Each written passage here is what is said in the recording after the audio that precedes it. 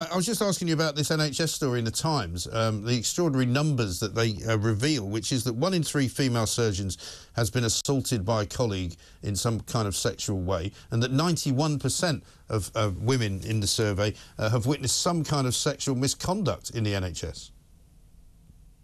Well, yes. I mean, obviously horrendous. It sounds terrifying, and it adds to the kind of wonder about what's going on within particular NHS trusts in relation to some of the stories that have come out about the way in which patients are treated, not sexually harassed, but kind of emotionally abused, really, in other ways. Obviously, the proviso is, and the caveat is that, you know, often when you dig down into these headline-grabbing stats, a lot of what constitutes sexual misconduct, for example, can be a range of things.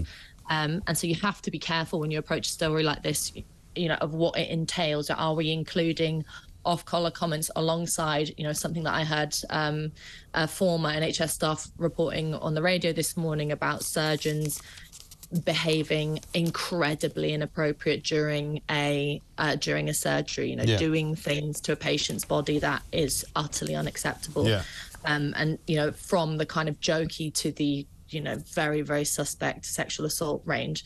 But, you know, there's kind of there is questions about, I know, whether you blame this on sort of burnout and staffing levels, whether that means that people become, who work within the NHS, who you know, any of us who have been to hospital know that the system's terrible, it's rubbish, but usually the people who work there are wonderful. And well, I wouldn't say that's my experience, actually. I wouldn't say that's everybody's experience. Quite often people go into hospitals and find people to be incredibly rude, incredibly impatient, and incredibly nasty to the patients, because they don't treat you as you are treated, say, for example, in the private sector, where you're treated as somebody who's actually a paying customer. The NHS don't see you as a paying customer, even though you are. And what I was going to point out, really, here is that if there's all this going on, I don't think you can put it down to burnout. I think you put it down to people behaving in a particular way. But what it doesn't suggest to me is that it's a place where, you know, everybody's rushed off their feet.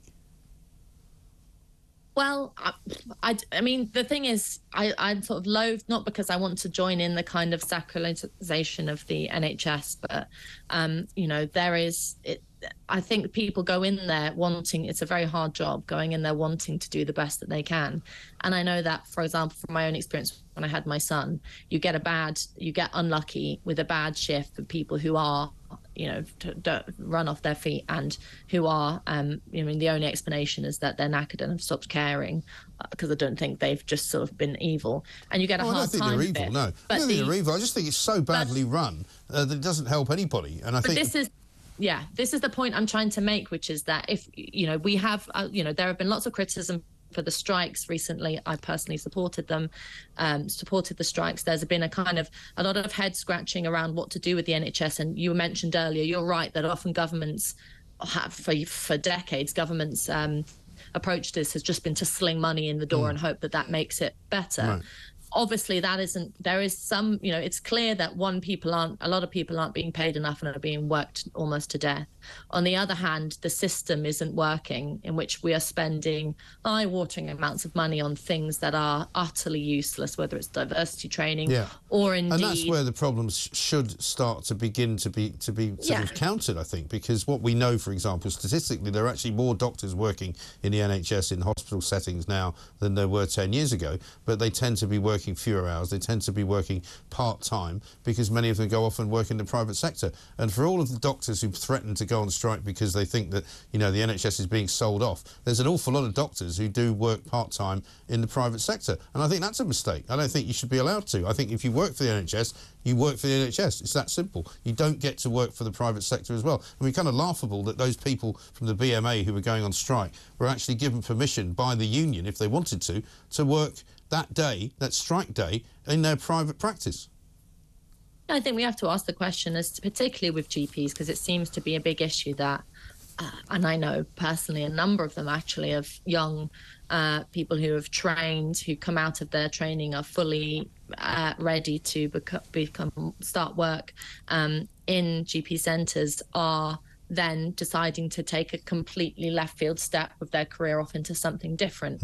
And we've lost a sense of public service, of the idea of public duty that society has paid and trained you, to a certain extent paid, but trained you anyway and supported you in your pursuit of becoming this wonderful thing, a doctor who's meant to save the lives of the community that you live in or whatever.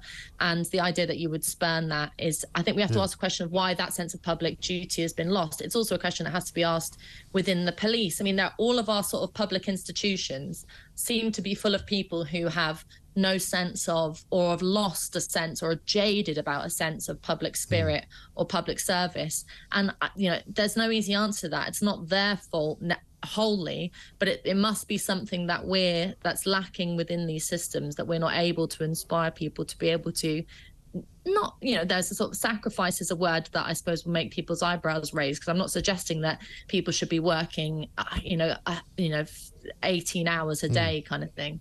But the fact that they're GPs not, and if they aren't, but again, there's an awful when lot you of talk cobblers about talks. longer hours. Yeah, but there's a lot of 9 to cobblers 5. talks about that as well, Ella, because if you do work 18 hours a day in the NHS, you get paid very well for it, because if you have to work an extra shift, you get double time quite often. If you get to work at the weekends, you get more money for that as well. So there's a lot of information, shall we say, being put out there, a lot of it by the unions, who basically say, oh, this is all terrible, this is what we have to do. But what they don't tell you is the extra money they get for doing the extra work, because they do get that. And I'm not denying that they work long hours, but if they do, they get paid more.